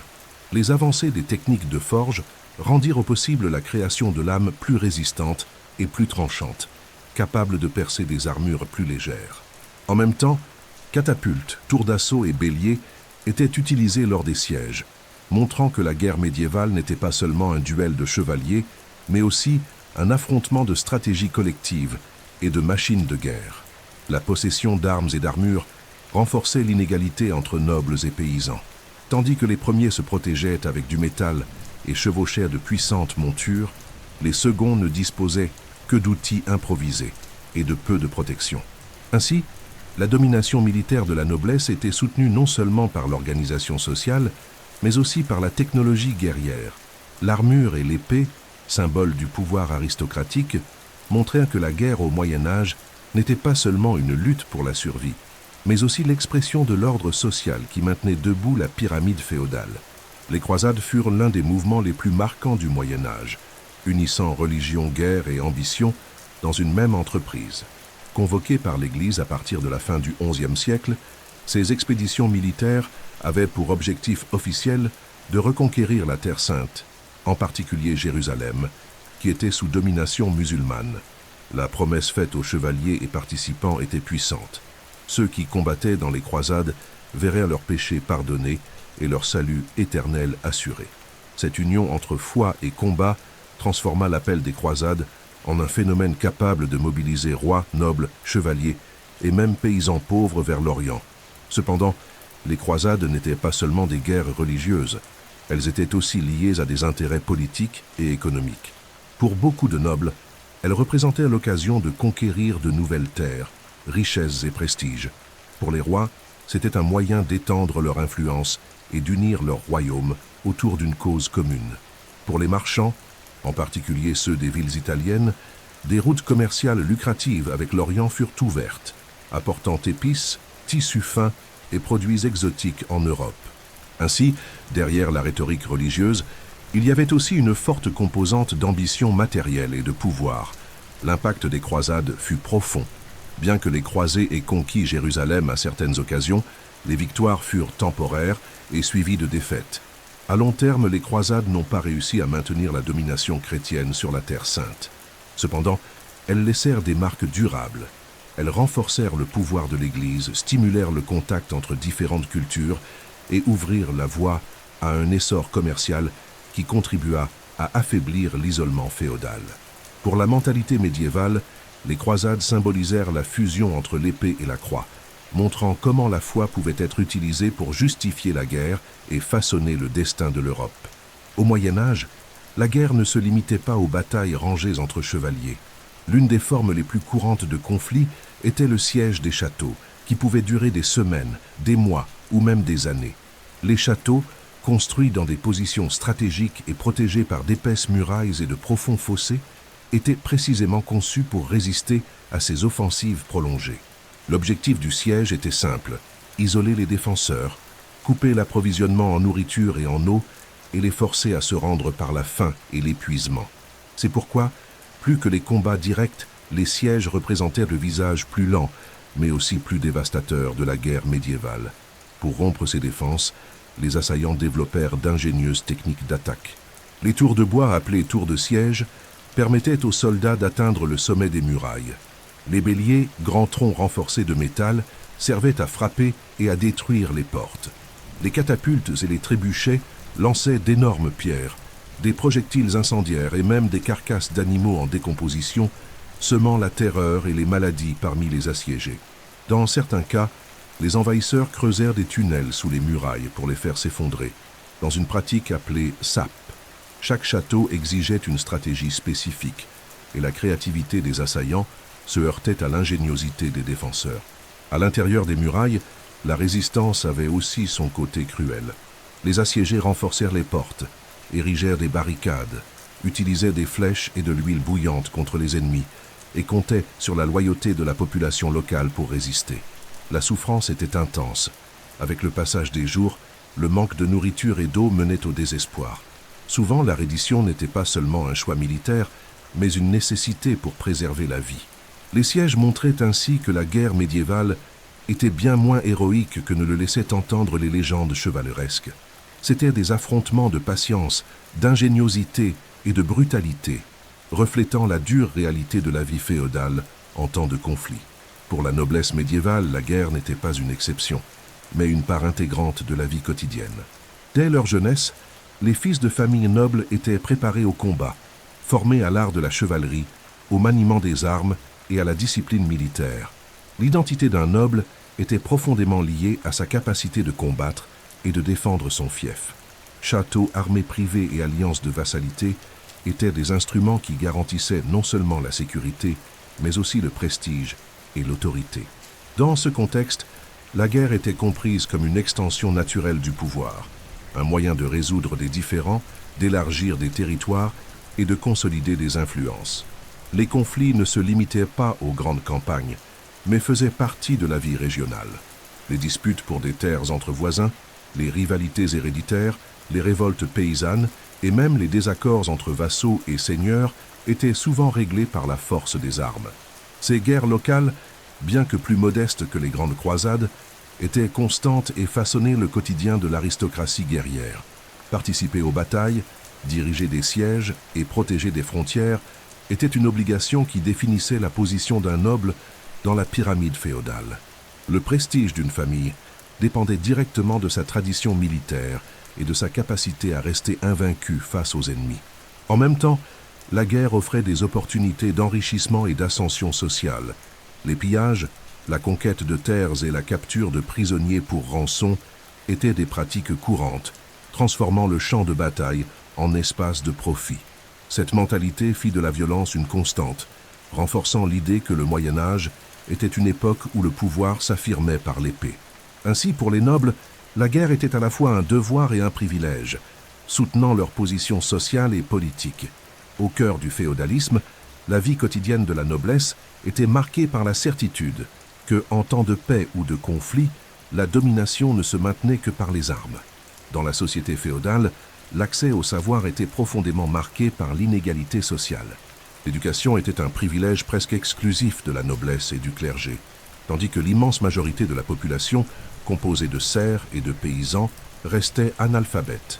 Pour les nobles, apprendre à lire, à écrire et surtout à maîtriser l'art de la guerre faisait partie de la formation de leur identité.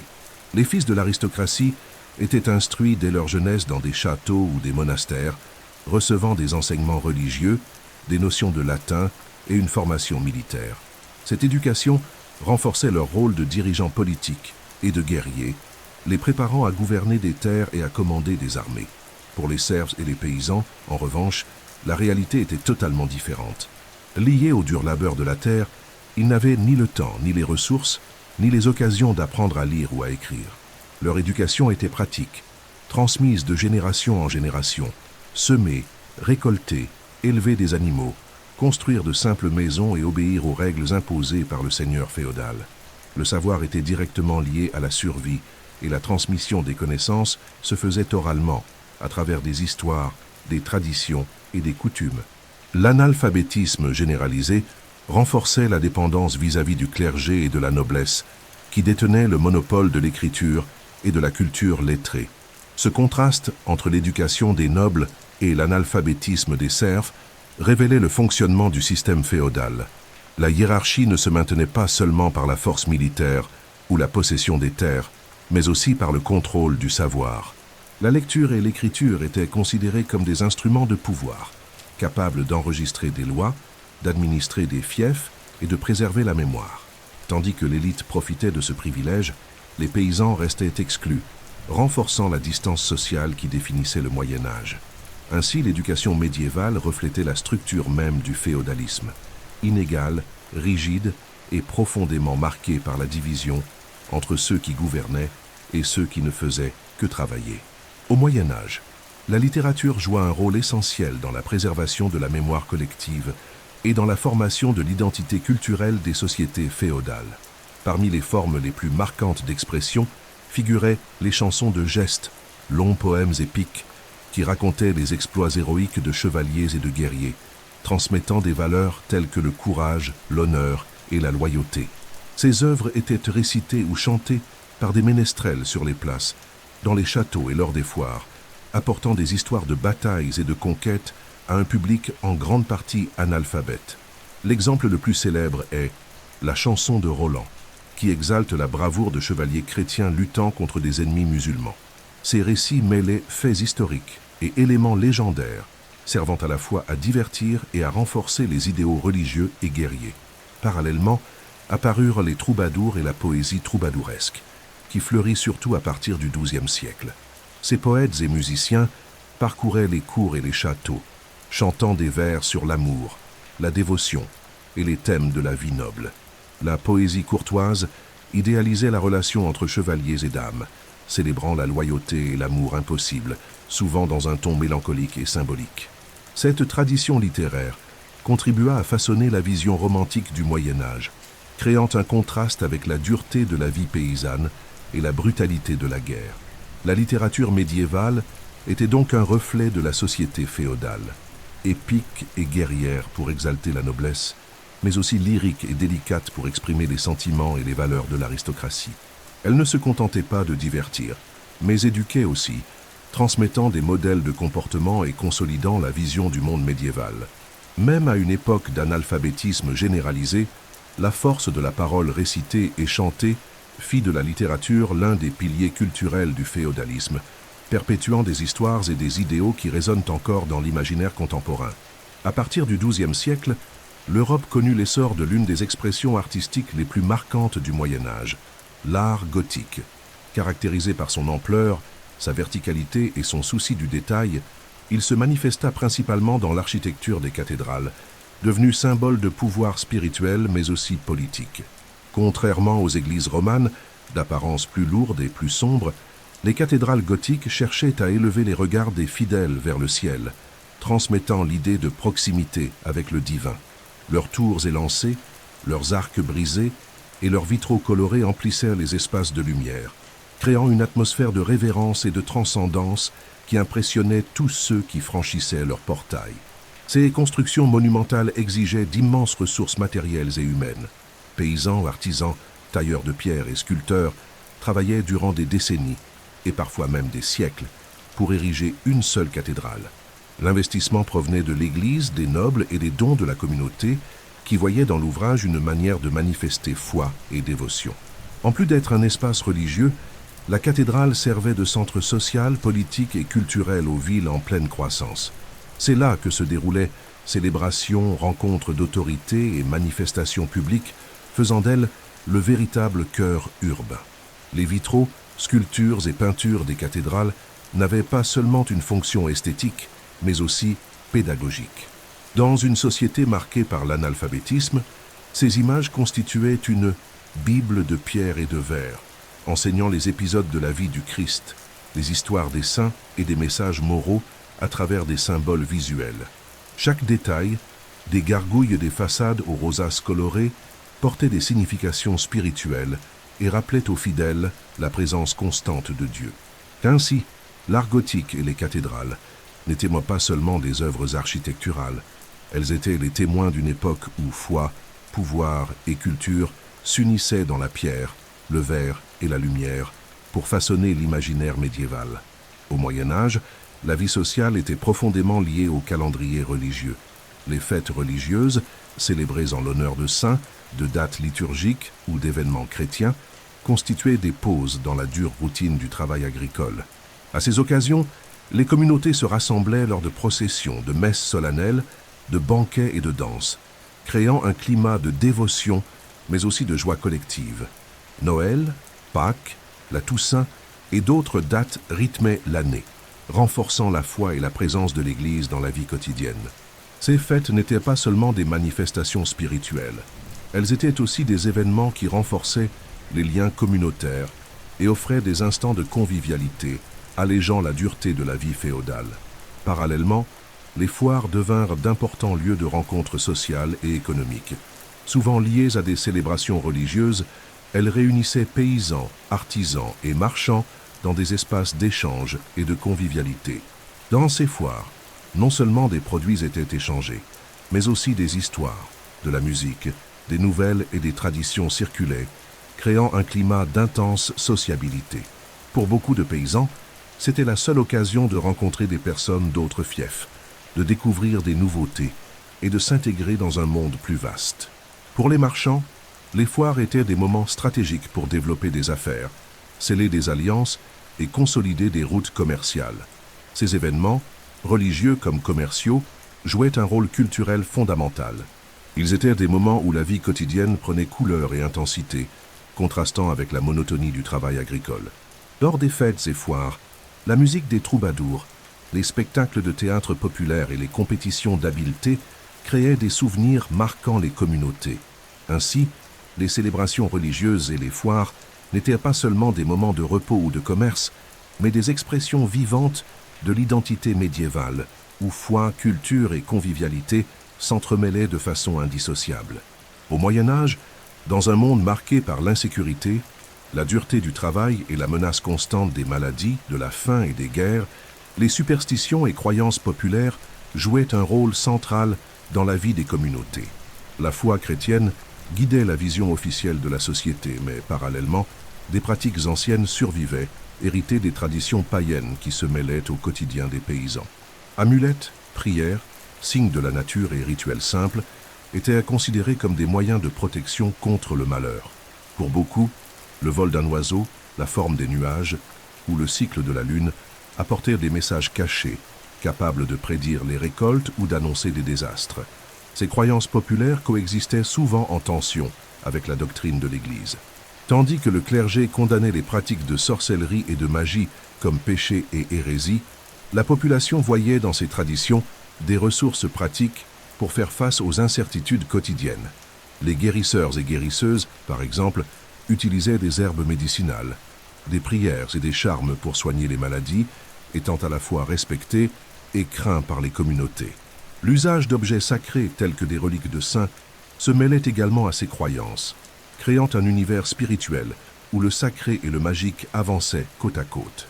Ces superstitions n'étaient pas seulement l'expression de la peur ou de l'ignorance, elles renforçaient le sentiment d'appartenance et offraient des explications dans un monde où la science en était encore à ses débuts.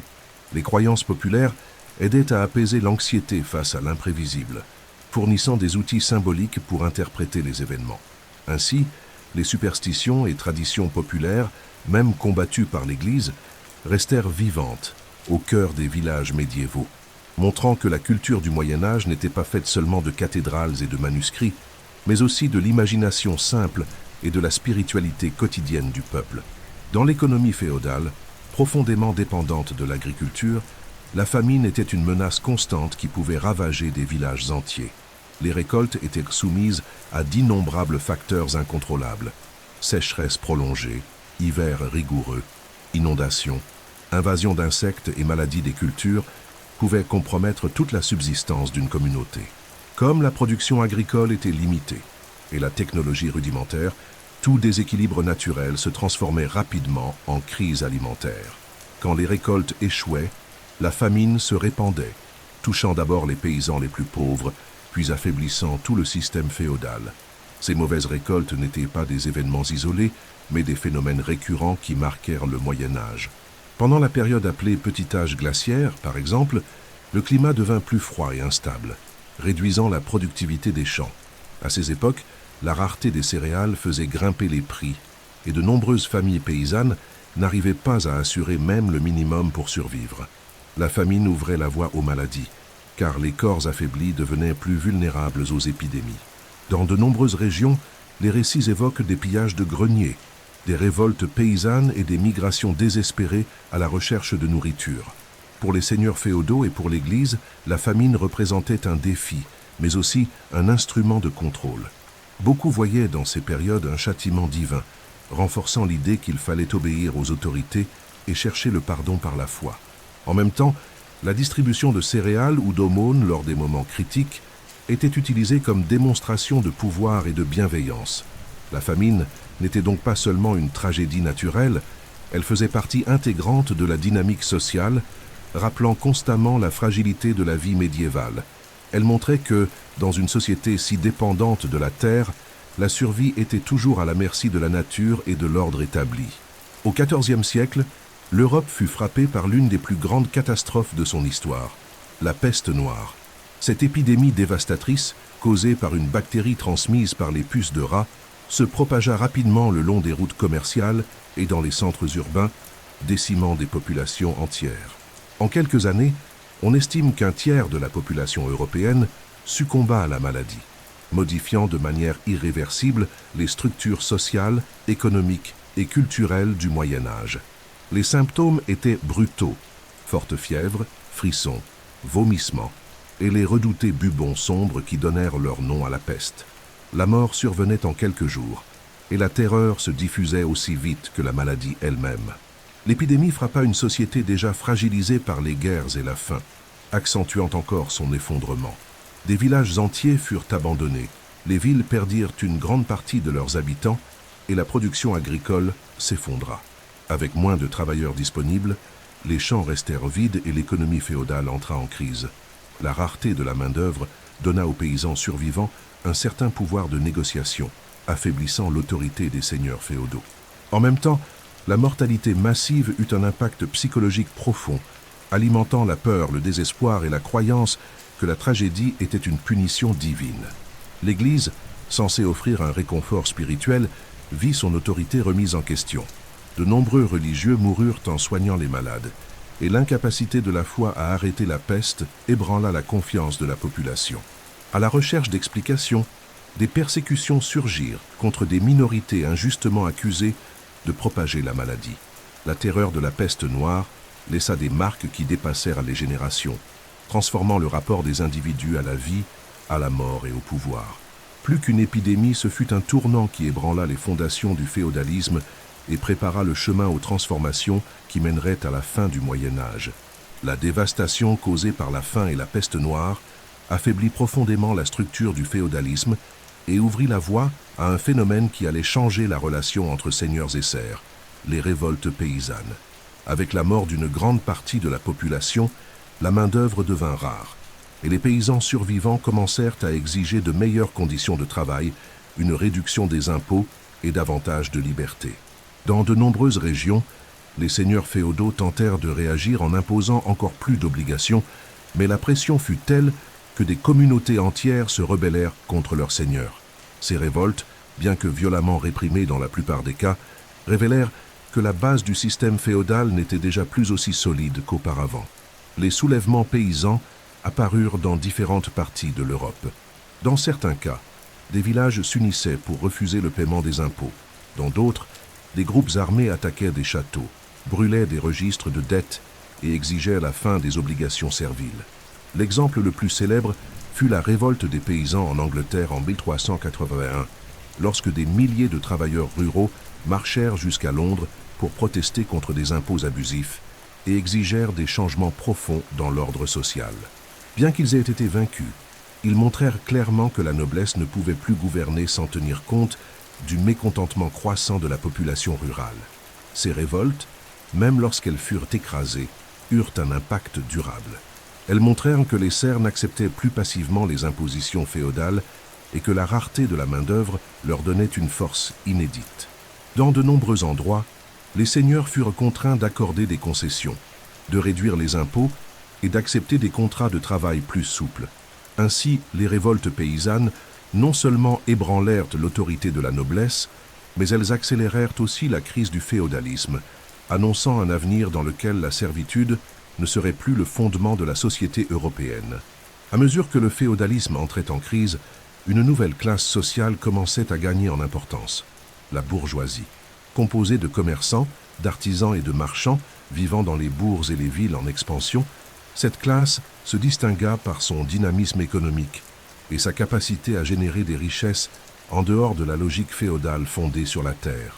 Le commerce, stimulé par les foires, les routes terrestres et plus tard par les connexions maritimes, apporta des produits de différentes régions et réintroduisit de manière durable l'usage de la monnaie.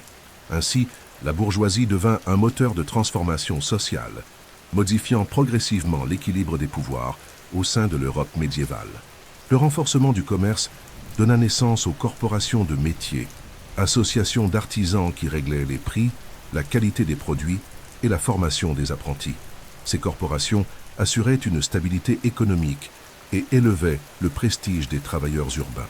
En même temps, les marchands s'enrichirent grâce à l'importation d'épices, de tissus précieux et de métaux, reliant de plus en plus le continent européen aux routes de longue distance.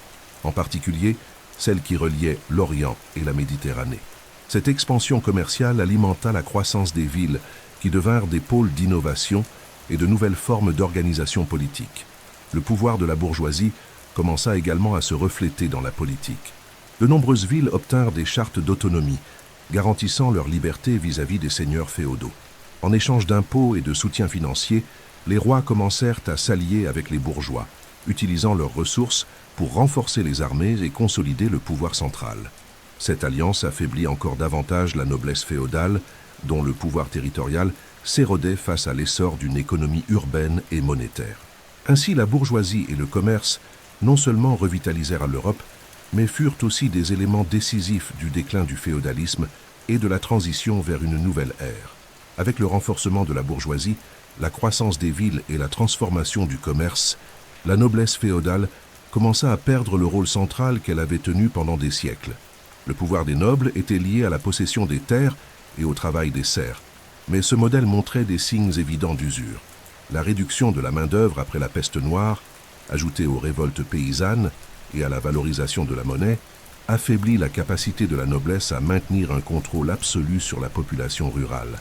De nombreux seigneurs, sous pression, durent assouplir les obligations, accepter des contrats de travail plus équitables et permettre aux anciens serfs d'acquérir une plus grande liberté.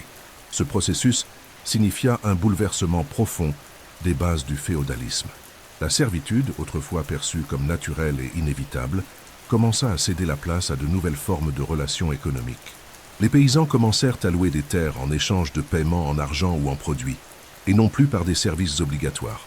Dans les régions urbanisées, beaucoup abandonnèrent les campagnes et migrèrent vers les villes à la recherche d'opportunités auprès de la bourgeoisie, affaiblissant encore davantage la dépendance envers la noblesse.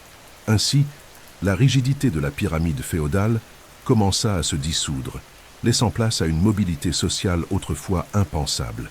Pour la noblesse, habituée à exercer une domination militaire et économique absolue, ce changement fut une menace directe. Leurs châteaux perdirent de l'importance avec l'avancée des armes à feu, leur autorité fut contestée par la population rurale et leur rôle politique fut réduit par les alliances entre rois et bourgeois. Peu à peu, les nobles cessèrent d'être l'axe central de la société européenne, cédant la place à de nouvelles forces sociales et économiques. L'affaiblissement de la noblesse et le déclin de la servitude marquèrent le début de la fin du féodalisme, préparant l'Europe à la transition vers des royaumes centralisés et vers un monde façonné par le commerce, la monnaie et l'expansion maritime. À mesure que le féodalisme entrait en crise, un nouveau mouvement politique commença à prendre de la force, la centralisation des royaumes sous l'autorité des monarchies. Pendant des siècles, le pouvoir des rois avait été fragmenté et limité par l'influence de la noblesse, mais avec le déclin du servage et l'affaiblissement des seigneurs féodaux, les monarques trouvèrent l'espace nécessaire pour consolider leur domination. Ce processus fut favorisé par des alliances avec la bourgeoisie naissante, qui voyait dans les rois une occasion de garantir la stabilité et la protection du commerce.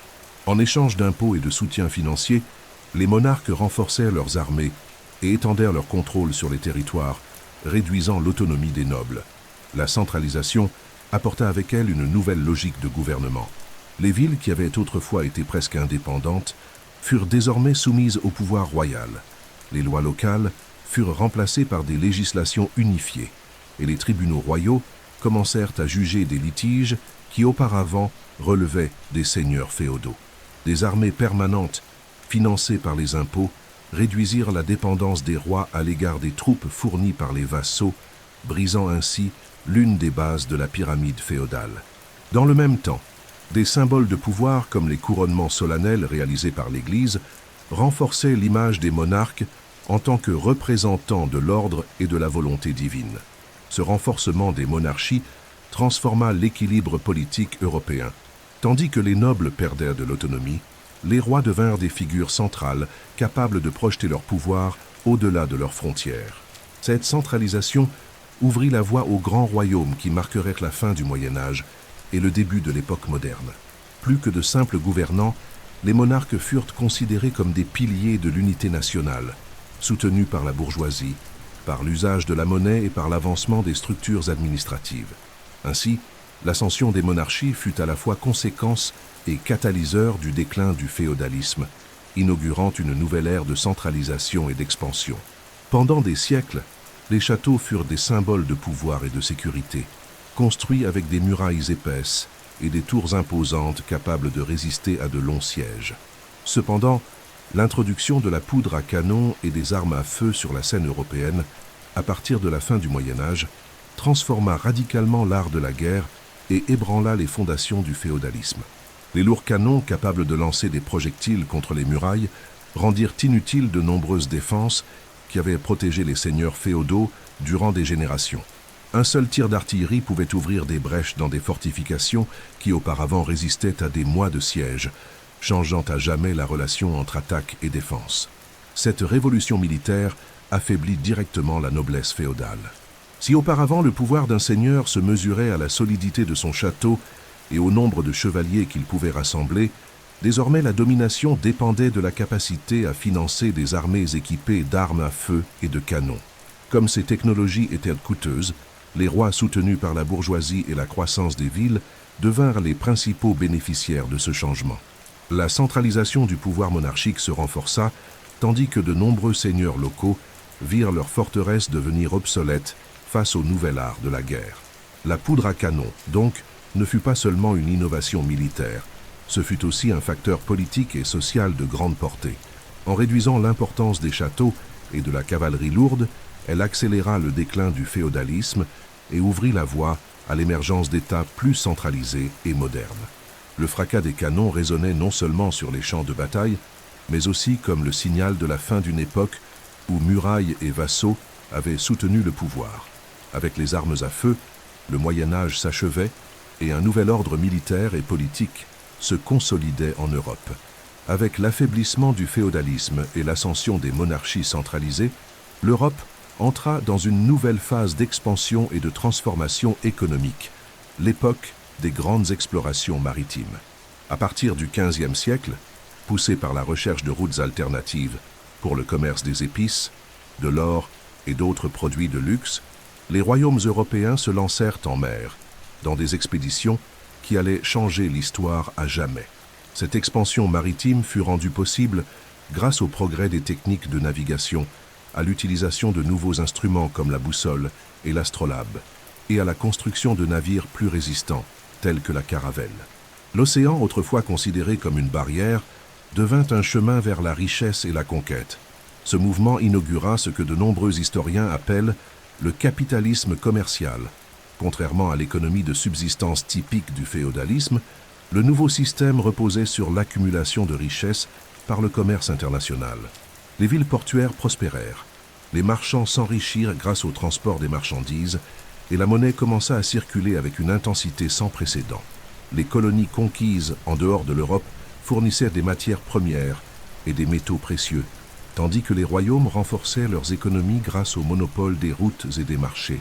Ainsi, le commerce cessa d'être un phénomène local pour devenir mondial, reliant des continents éloignés dans un réseau de plus en plus complexe. L'expansion maritime ne généra pas seulement des richesses, mais accéléra également la fin définitive du féodalisme. La terre, qui avait été la base de la richesse durant le Moyen-Âge, perdit de son importance face aux nouvelles opportunités liées au commerce et à l'exploration ultramarine. La bourgeoisie marchande devint protagoniste, finançant des expéditions et accumulant des fortunes qui modifièrent l'équilibre des pouvoirs en Europe. Rois et marchands commencèrent à avancer côte à côte, consolidant un monde où l'économie monétaire, la recherche du profit et la concurrence entre nations remplaçaient la logique statique et locale des fiefs. Le Moyen-Âge cédait lentement la place à l'époque moderne. Durant le Moyen-Âge, l'Église fut la plus grande force spirituelle, politique et économique d'Europe. Cependant, avec le temps, son autorité commença à être remise en question à cause d'abus, de corruption et de son éloignement par rapport aux besoins du peuple. La vente des indulgences, l'accumulation de richesses et son ingérence directe dans les affaires séculières provoquèrent une insatisfaction croissante. Au début du XVIe siècle, ce mécontentement culmina dans la réforme religieuse, un mouvement qui ébranla profondément le pouvoir de l'Église et divisa la chrétienté occidentale. Des figures comme Martin Luther, en Allemagne, et Jean Calvin, en Suisse, défendirent des changements radicaux, contestant les pratiques et les dogmes traditionnels et prônant un retour à l'essence de la foi chrétienne. La Réforme ne fut pas seulement un phénomène religieux, mais aussi politique et social. En contestant l'autorité papale, les réformateurs ouvrirent la voie à des princes et des rois, désireux de consolider leur indépendance vis-à-vis de l'Église. L'émergence de différentes branches du christianisme, telles que le luthéranisme et le calvinisme, fragmenta l'unité religieuse qui avait soutenu l'Europe médiévale. Cette division donna naissance à des conflits sanglants, comme les guerres de religion, mais elle stimula aussi de profonds changements dans la mentalité européenne, valorisant la lecture directe de la Bible, l'éducation et une nouvelle éthique du travail. Pour le féodalisme, la Réforme représenta un coup supplémentaire à sa structure déjà fragilisée. L'autorité de l'Église, qui pendant des siècles avait légitimé le système féodal, fut ébranlée, et de nombreux fidèles commencèrent à percevoir le pouvoir spirituel comme quelque chose de distinct des structures traditionnelles de domination. La Réforme, tout en affaiblissant le pouvoir central de l'Église, renforça celui des monarchies et des villes en plein essor, accélérant le processus de transition vers l'époque moderne. Ainsi, le mouvement religieux ne divisa pas seulement la chrétienté, mais contribua aussi de manière décisive à l'effondrement de l'ordre féodal. Même après son déclin, le féodalisme laissa des marques profondes qui continuèrent à façonner l'Europe pendant des siècles. De nombreuses pratiques sociales, politiques et économiques créées au Moyen-Âge survécurent et influencèrent la formation de la modernité. L'organisation territoriale fondée sur les propriétés rurales, l'idée de loyauté personnelle entre gouvernants et gouvernés, et même le pouvoir symbolique des châteaux, restèrent dans l'imaginaire européen. Le système de vassalité, bien qu'affaibli, inspira des relations politiques ultérieures, tandis que le lien entre l'Église et l'État, consolidé durant le féodalisme, continua d'influencer la vie publique. Ainsi, le féodalisme ne disparut pas brusquement. Il se transforma et s'adapta aux nouvelles réalités. Sur le plan économique, le féodalisme transmit la valorisation de la terre comme source de richesse, ce qui persista même avec l'essor du commerce et de l'économie monétaire.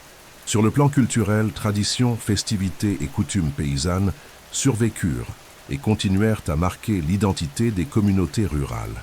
La littérature chevaleresque, les chants épiques et l'architecture gothique restèrent comme des symboles d'une époque où le sacré et le militaire s'entrelaçaient.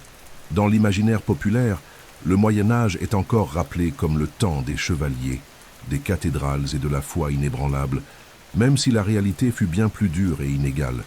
De plus, l'héritage féodal peut être observé dans la formation même des États modernes.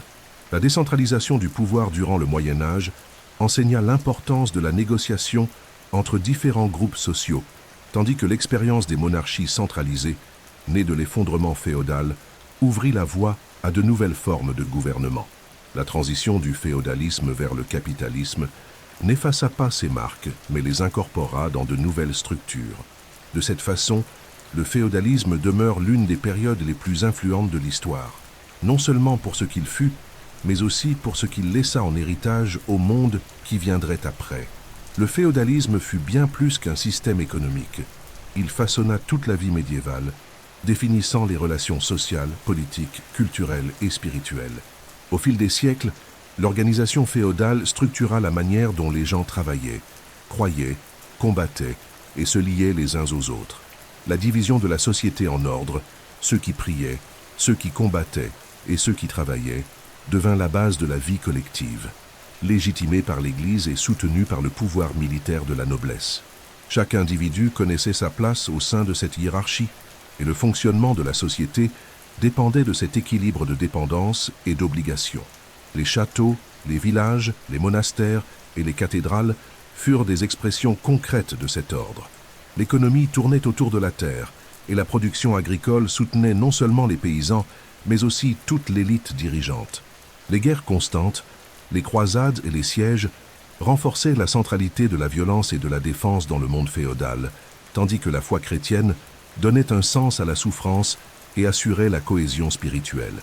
Le féodalisme détermina aussi la culture, inspirant la littérature, l'art et même les fêtes religieuses qui suivaient le rythme des saisons et des récoltes. Bien qu'il entrât en crise à partir du XIVe siècle, le féodalisme laissa des marques qui dépassèrent en son propre temps. Il façonna les mentalités, consolida les traditions et influença les bases des royaumes centralisés qui surgiraient plus tard. La manière dont le pouvoir fut exercé, dont l'économie fut organisée et dont la culture s'exprima au Moyen Âge ne peut être comprise sans comprendre le féodalisme. C'est lui qui donna forme à l'époque, en définissant ses limites et ses possibilités. C'est pourquoi quand nous pensons au Moyen Âge, nous pensons inévitablement au féodalisme, le système qui structura tout un monde. Bien qu'il ait disparu comme système politique et économique, le féodalisme laissa des traces qui résonnent encore dans le monde contemporain. L'idée de hiérarchie sociale, de relations fondées sur des obligations réciproques et de liens de loyauté reste présente dans de nombreuses structures de pouvoir. Des expressions comme fief politique ou relation féodale sont encore utilisées pour décrire des situations où le pouvoir se concentre entre quelques mains et s'exerce de manière personnelle et décentralisée. Cet héritage montre comment le modèle médiéval continua d'influencer notre manière de penser l'autorité, la dépendance et le pouvoir. Dans le domaine culturel, l'héritage féodal est vivant dans l'imaginaire collectif. Châteaux, chevaliers, dames et tournois demeurent des symboles d'une époque qui, bien que rude, nourrit encore aujourd'hui la littérature, le cinéma et l'art. Le romantisme médiéval, créé par les troubadours et les chants épiques, continue d'inspirer des histoires modernes d'aventure et de fantaisie. De plus, de nombreuses fêtes populaires, coutumes rurales et traditions religieuses ont des racines directes dans le Moyen Âge, perpétuant un lien invisible entre passé et présent. En politique et en économie, le féodalisme laissa également des leçons durables. Le processus de décentralisation du pouvoir et la lente transition vers la centralisation monarchique contribuèrent à façonner les États modernes. De même, le remplacement du servage par le travail libre et salarié ouvrit la voie au capitalisme, montrant comment la transformation du système féodal fut fondamentale pour la formation du monde actuel. Ainsi, le féodalisme n'est pas seulement un chapitre clos de l'histoire, c'est un fondement sur lequel se sont élevées de nombreuses structures qui orientent encore la vie en société. Le féodalisme prit peut-être fin il y a des siècles, mais l'imaginaire médiéval demeure vivant aujourd'hui dans la culture populaire. Châteaux imposants, chevaliers en armure, demoiselles, troubadours et batailles épiques continuent de peupler livres, films, séries et jeux, renforçant l'image d'un Moyen-Âge marqué par le courage, l'honneur et le mysticisme religieux. Nombre de ces représentations sont idéalisées ou romancées, mettant en valeur tournois, banquets et exploits héroïques, mais reléguant à l'arrière-plan la dure réalité du labeur paysan, de la faim et des maladies. Elles entretiennent néanmoins le charme d'une époque où la foi et l'épée se mêlaient dans la construction de mondes légendaires. La littérature moderne et le cinéma transformèrent l'héritage médiéval en une source inépuisable d'inspiration. Des œuvres de fantasy, comme celle de J.R.R. Tolkien, créèrent des univers fondés sur la structure féodale, avec des royaumes, des châteaux et des batailles contre des forces obscures. Des séries contemporaines explorent l'intrigue politique et la lutte pour le pouvoir dans des cadres rappelant les jeux de vassalité du Moyen Âge. Les jeux vidéo et de société reproduisent également l'esprit médiéval, plaçant le joueur dans la peau de seigneurs, de guerriers ou de marchands. Cette persistance culturelle montre comment l'imaginaire féodal transcenda l'histoire et prit une vie propre dans la mémoire collective. Plus qu'un simple divertissement, ces représentations façonnent la manière dont nous percevons le passé.